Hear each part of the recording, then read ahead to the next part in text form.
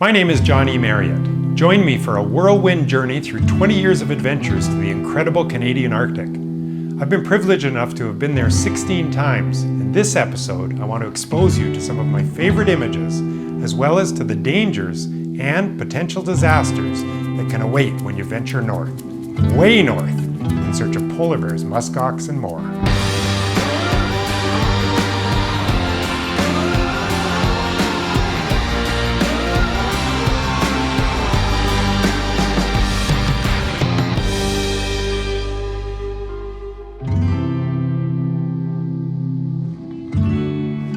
One of the hardest parts about going to the Arctic is the cost. It can actually be cheaper to buy a first-class ticket from LA to New York than to fly directly into Iqaluit, Inuvik, or Igloolik. So when the chance to go north and brave the elements fell into my lap in 1998 when a tour company offered me a job as a photo guide for polar bears in Churchill, Manitoba, and offered to pay my way up there, I leapt at the opportunity.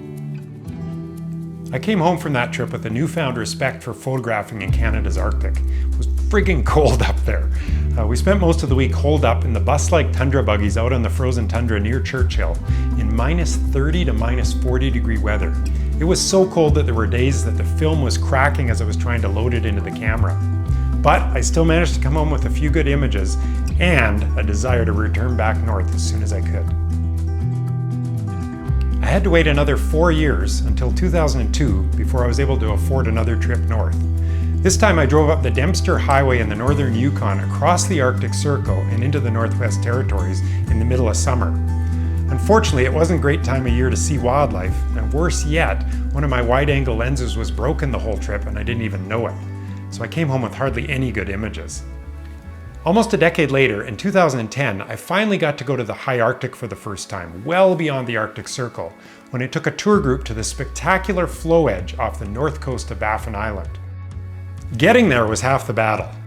I jumped on a plane in Calgary and flew 3 hours east to Ottawa, then got on a different plane and flew 3 hours north to Iqaluit, the capital of Nunavut, got on a different plane again and flew another 3 hours north to the northern end of Baffin Island to Pond Inlet.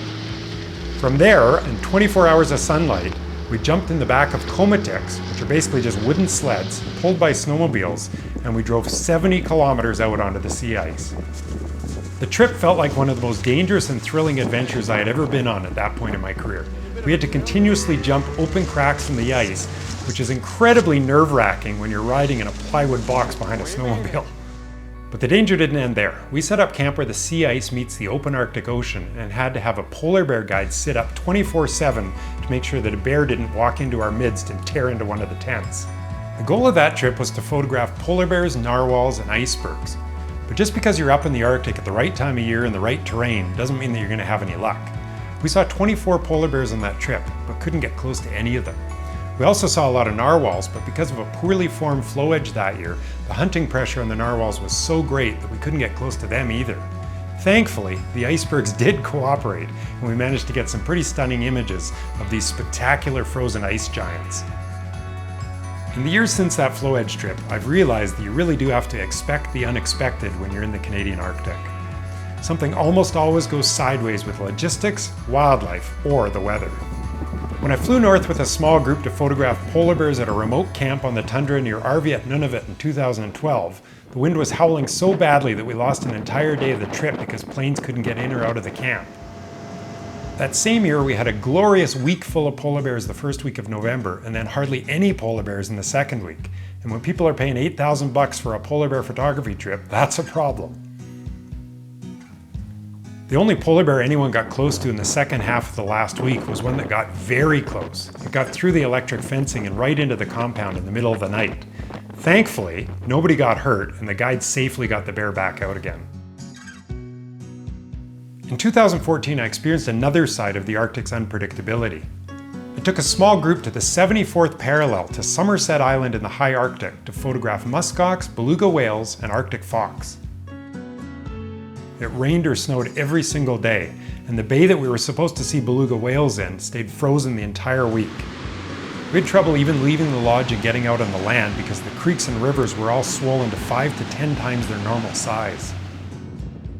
Thankfully, using a combination of boats, unimogs, and ATVs, we were able to find some muskox and a beautiful Arctic fox den with 13 little pups at it.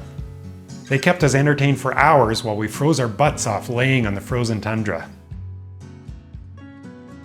In 2016, I returned to the floe edge north of Baffin Island for another go at polar bears and narwhals. But this time we ran head-on into the all-too-obvious effects of climate change in the Arctic. We had trouble even getting close to the edge, as the ice was cracking and splitting and was melting far earlier than it would have even a decade ago. We ended up having to abandon the majority of our trip and content ourselves with some good sightings of bowhead whales and some distant sightings of a couple of polar bears and walrus. We didn't see a single narwhal, and we couldn't even leave camp for several days because of the poor ice conditions. But despite it all, I continue to plan trips year after year. The rewards when you have a glorious encounter with a polar bear or a muskox are totally worth the risks and the logistical hurdles that can come with traveling in the Canadian Arctic. In April 2018, I'm planning my most ambitious trip yet to the north. Subscribe now and you can join us for the first ever full Arctic adventure beginning in Canada's most northern commercial airport at Resolute Bay, followed by a snowmobile trip across the sea ice to Bathurst Island. Human population, 0. If we're lucky, we hope to photograph Arctic wolves, baby muskox, Peary caribou, and polar bears. Thanks for joining us, everyone. Until next time, stay warm.